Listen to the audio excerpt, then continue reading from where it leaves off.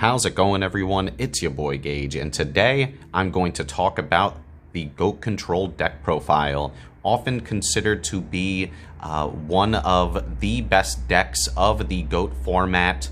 We are talking all the way back in 2005, the classic days of Yu-Gi-Oh!, often regarded as one of the best formats in the history of the game, for its iconic cards and its back and forth gameplay.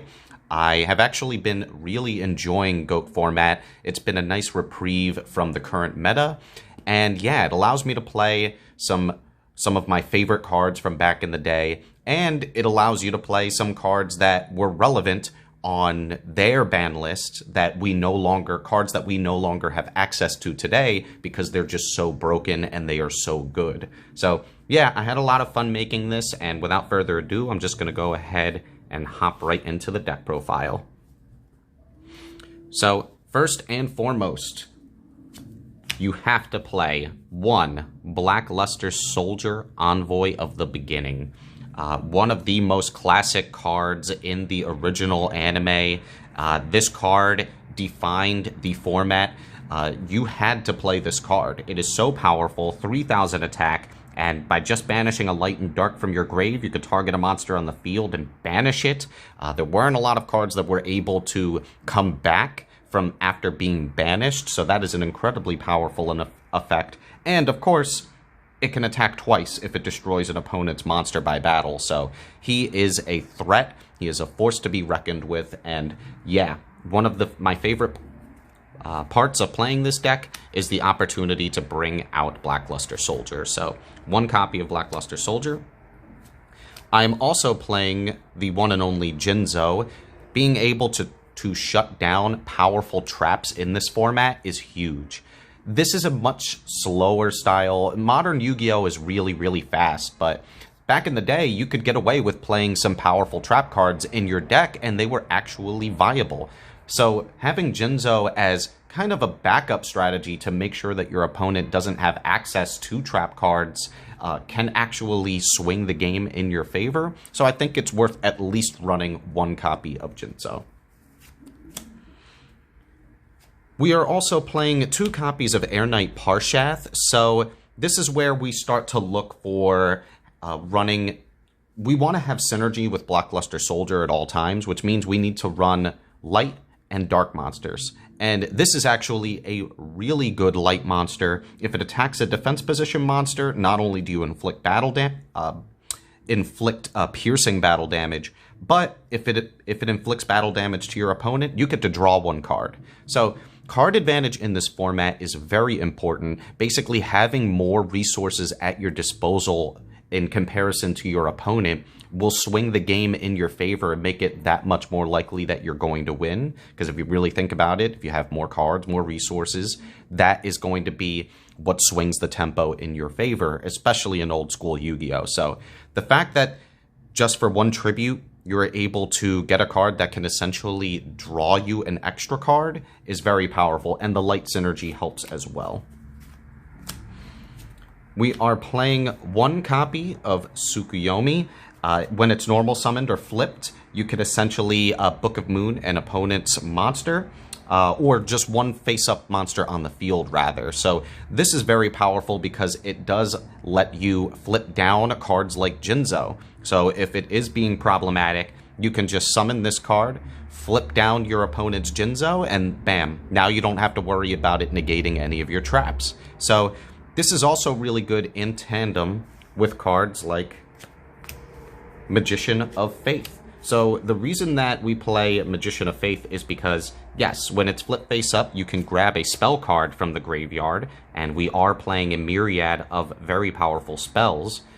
But when you do grab 1 back, and if this Magician of Faith just so happens to still remain on the field, you can actually use Tsukuyomi to flip down your Magician of Faith on your side of the field, letting you access its ability to grab a spell card from the graveyard a second time. And that is just very powerful. Honestly, this is one of the best combos and one of my favorite combos to pull off if I can, because again, like I mentioned earlier, you want card advantage, and having the ability to recycle some of your really powerful spell cards from the grave is huge. So 3 copies of Magician of Faith are also light targets for your Black Luster Soldier, so there's increased synergy there. I am playing 1 copy of Gravekeeper's Spy and 2 copies of Gravekeeper's Guard. Realistically, it should be 2 Spy, 1 Guard. I did just kind of find a lot of these cards in my binder. It might not be the most optimal build, but these are the cards I had access to.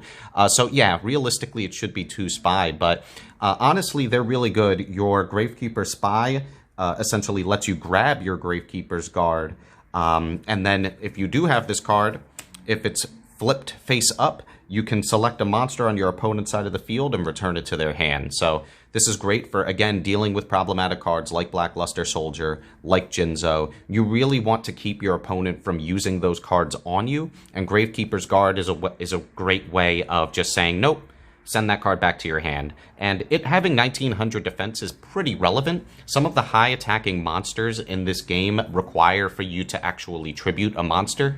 So a lot of the time, they're not just going to be able to attack over this guy if he is in defense position. So, yeah, he's pretty beefy. And again, they're dark, so there's the synergy with BLS. And then I am playing 2 copies of Magical Merchant, excavating the top cards of your deck until you find a spell or a trap, and then you can add it to your hand. So like I mentioned, this format has a lot of really good spells, really good traps. So if you are able to get into those sooner rather than later, that's really good, and Magical Merchant helps you to expedite that process. And they are light targets. All right. I am also, just a second, playing 1 Breaker, the Magical Warrior. So Breaker is actually really good because you can summon him and he can pop a spell or trap on your opponent's side of the field by removing the spell counter that was placed onto him. So this is great for, again, dealing with those problematic spells and traps. If your opponent sets a really powerful trap, you could just use Breaker to say, nope, I'm going to deny you that. And oftentimes that could be really what allows you to win the game, because some of these trap cards, if you allow them to go off, it's going to be really, really detrimental, and you don't want that to, essentially, you don't want it to ruin your day. So 1 Breaker, the Magical Warrior.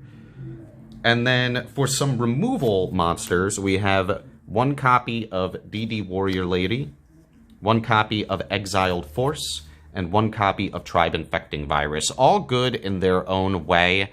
The DD Warrior Lady, if it battles an opponent's monster, you can banish it. The Exiled Force, you could tribute this card and destroy 1 card on your opponent's side of the field. And even better, the Tribe Infecting Virus, by discarding just 1 card, you could declare 1 type of monster and destroy all face-up cards of that declared type. So if your opponent has a full board of darks, you could discard a card, call all darks, and then it essentially dark holes or Raigekis your opponent's field, rather. So they are very powerful. Unfortunately, Exiled Force and Tribe Infecting not light and darks, but they're too powerful to not play in the deck, and they're good in a myriad of different circumstances. So, yep, I wanted to play at least 1 of each of those in my deck. I am playing Mystic Tomato and Sangan. These are the searchers. Really just to help you get into the cards, to see the cards that you really want to see. So, yep, that's why we run at least 1 of each. And then the very powerful Morphing Jar. There's a reason that this card is now banned, and being able to discard as many cards as possible, and then each player draws 5 cards, that is too good. For the person who's already in the winning position, being able to cycle their hand and get 5 brand new cards into their hand can be the difference between winning and losing. So it's worth at least using 1 Morphing Jar, and a good player knows the best and most optimal times to be able to utilize something like this. You don't always want to go into it at first, but if you are in a losing position, Morphing Jar can help swing the game in your favor. So I think it's worth playing at least 1. All right, and now to get into some of the spells. So like I mentioned, this is a format where spells were really, really powerful. So I'm going to go ahead and get right into it. 1 Pot of Greed, 1 Delinquent Duo, and 1 Graceful Charity. These are looked at as the holy trinity of spell cards in classic Yu-Gi-Oh! In GOAT format. Nobody knows what this does, but Delinquent Duo being able to pay 1,000 life points, discard a random card from your opponent's hand, and then they discard another card, essentially ripping 2 cards out of your opponent's hand before they get a chance to play. That is insanely broken. Again, a reason why it's banned. And Graceful Charity, drawing 3 and shuffling back, and then discarding any 2 cards from your hand, basically lets you get into all the cards that you need.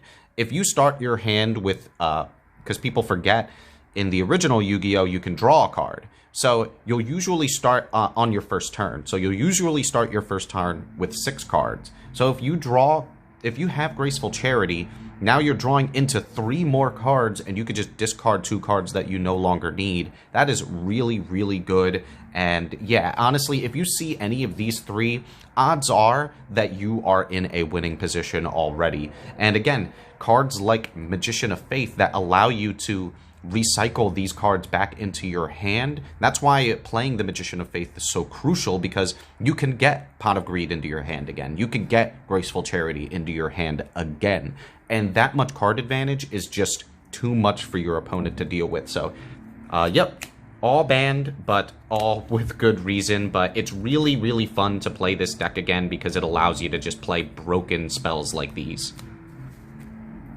I am playing 1 Book of Moon, 1 Snatch Steal, and 1 Creature Swap. So they're all good in their own ways. Book of Moon being able to flip an opponent's monster face down. That's really good for dealing with the Jinzos. Snatch Steal, essentially stealing your opponent's monster and then swapping a monster on your side of the field with your opponent. These are good in many different circumstances, but essentially it's meant to keep your opponent off of really powerful monsters like Air Knight Parthshath, and you can even take someone's Blackluster Soldier with something like Snatch Steal. So, yep. Got to play at least 1 of each of those. We're also playing Premature Burial, grabbing a monster from your graveyard with only 800 life points. Yes, please. Heavy Storm and Mystical Space Typhoon, again, to deal with your opponent's back row, to deal with their problematic trap cards. These are really good. Obviously, having mass removal is really good, but Mystical Space Typhoon is good on its own, because even though it only removes 1 spell or trap, the fact that it's a quick play means that you can bluff it. You can set it on your field, and if your opponent, on your opponent's turn, they might think that this is a trap card, for example, when in reality, it's just a Mystical Space Typhoon. So this may prompt them to use their own MST, in which case that could just end up wasting a card for them. So I like MST still, and yeah, it has a lot of applicable uses, and that's why you still have to play at least 1. I am playing Nobleman of Crossout, being able to prevent your opponent's flip effect monsters from resolving. This is one of the very few cards that can do so. I am playing Swords of Revealing Light.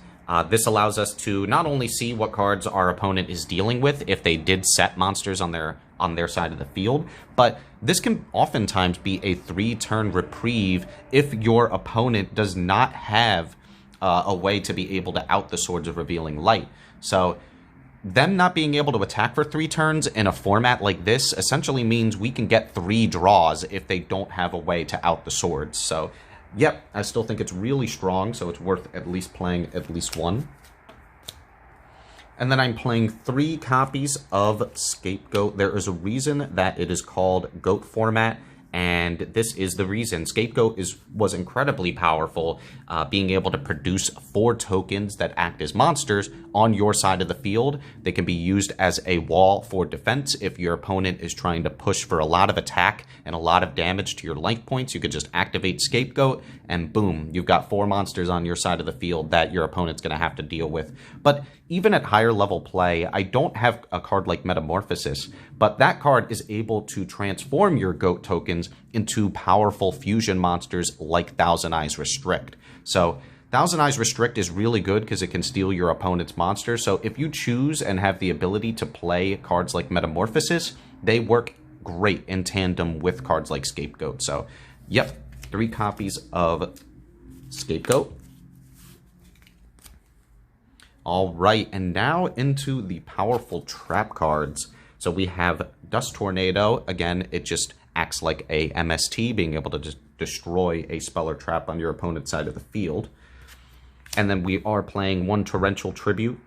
When a monster is summoned, destroy all monsters on the field.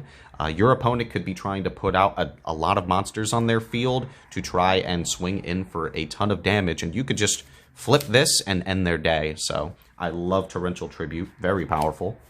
And classic Magic Cylinder, when an opponent's monster declares an attack, just send it right back their way. So oftentimes this can actually win you the game if they are trying to attack with a card like Blackluster Soldier and they have less than 3,000 life points. Guess what? You just flip this Magic Cylinder and they just killed themselves. So honestly, it is one of the funniest, and most classic ways, and really just Yugi anime moments that you can get out of a card. So I love playing it and seeing my opponent's face when it resolves. All right, and then last but not least, I am playing 1 Ring of Destruction, 1 Call of the Haunted, and 1 Mirror Force. So this, again, you can actually cheese some wins because of the burn damage that will be done by the Ring of Destruction. Call of the Haunted, resurrecting a monster, that's always a good thing. And then Mirror Force, straight up just destroying all of your opponent's monsters if they try to attack you. Yeah, this can really end someone's day, and I just love playing it. I love this format because it allows you to play so many classic and iconic cards, and I feel like these, along with the Torrential Tribute, the Magic Cylinder, these are just classic anime moments. And now I do have a side deck for when I play at locals. So I am playing 1 Injection Fairy Lily. Honestly, this is a debatable card. Most people do not necessarily run this, but I like it because it's one of my favorite classic cards from that era. This is actually my original Injection Fairy Lily, and it's still really good. I mean, the fact that you could just pay 2,000 life points and this card gains 3,000 attack to be able to beat over things like a Blackluster Soldier or a Blue Eyes White Dragon. It's just hilarious that this card can do something like that, so I do play 1 Injection Fairy Lily. Now, this is Kaiku the Ghost Destroyer. It has the ability to banish 2 cards from your opponent's graveyard, so it denies them access to cards like Blackluster Soldier. So Kaiku is a really good option, yeah, mostly because it can deny your opponent from going into a BLS. We have a Mobius the Frost Monarch. We don't play too many tribute monsters, but this one definitely being among the strongest. When it's tribute summoned, you could destroy up to 2 spell or traps on your opponent's side of the field. So again, card advantage is huge. So if you're able to bring him out and destroy 2 cards on your opponent's side of the field, you are in a pretty winning position, and there's no reason that you should lose if you resolve Mobius.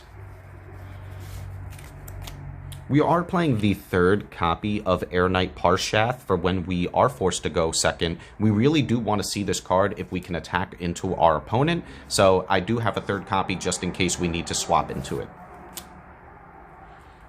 I am playing the Mystic Swordsman level 2, so this is, again, one of the very few cards that can prevent your opponent from resolving their flip effect monsters. So, yeah, if I know I'm going second, I might switch into him if I see that my opponent is playing a ton of flip effect monsters, and honestly, it can be a really strong way to deal with them. You can deal with your opponent's Magician of Faith, and they won't be able to get their ability to add a spell from the graveyard to the hand. So Mystic Swordsman, very, very strong. And now into some spells. We are playing another copy of Creature Swap, 1 Card Destruction, 1 Reload, and 1 Mind Control. So yeah, they're all good in their own way. We already know Creature Swap. These essentially allow you to get a semi-fresh hand, and Card Destruction gets your lights and darks into the grave for your Blackluster Soldiers, so that's really good. And then Mind Control lets you steal your opponent's monster. Yeah, they're all pretty self-explanatory. And I am playing Hammer Shot, and Lightning Vortex. Again, just cards to be used as removal for my opponent's problematic monsters. And last but not least, for the traps in the side deck, we are playing 2 7 Tools of the Bandit, as well as Trap, Dust Shoot, and Mind Crush. So, yeah, we have the 7 Tools, which, again, it prevents your opponent from using trap cards. So having a counter trap in this format is really strong because there's really not too many cards that they can use to counter it. Obviously, they would have to have their own 7 Tools of the Bandit in order to negate our own 7 Tools. So that's really good. Trap, Dust Shoot. Yeah, if your opponent essentially starts their turn, you can look at their hand, select a monster, and return it to their deck. Yeah, very powerful. It lets you get knowledge of your opponent's hand, as well as get rid of a problematic monster. And then we are playing 1 Mind Crush. This is good if your opponent searches a card. You can flip this, call that card name, and bam, it's gone. You don't even have to deal with it. So if you know that your opponent has Black Luster Soldier in their hand, you can call Mind Crush, even if you just blind call Mind Crush, and essentially now you no longer have to deal with it. So, yep, that is going to round up the traps for the side deck. And again, thank you, everyone. That is going to round out the deck profile. If you haven't already, please like and subscribe. It really does mean a lot to me. I'm glad that the channel is growing. I'm going to be doing a 100 subscriber giveaway. It's nothing huge, but just something as a thank you to the few fans that I do have. And hopefully 2021 will be another year and a big year of growth for me. So thank you for sticking around, and I hope you have a great one.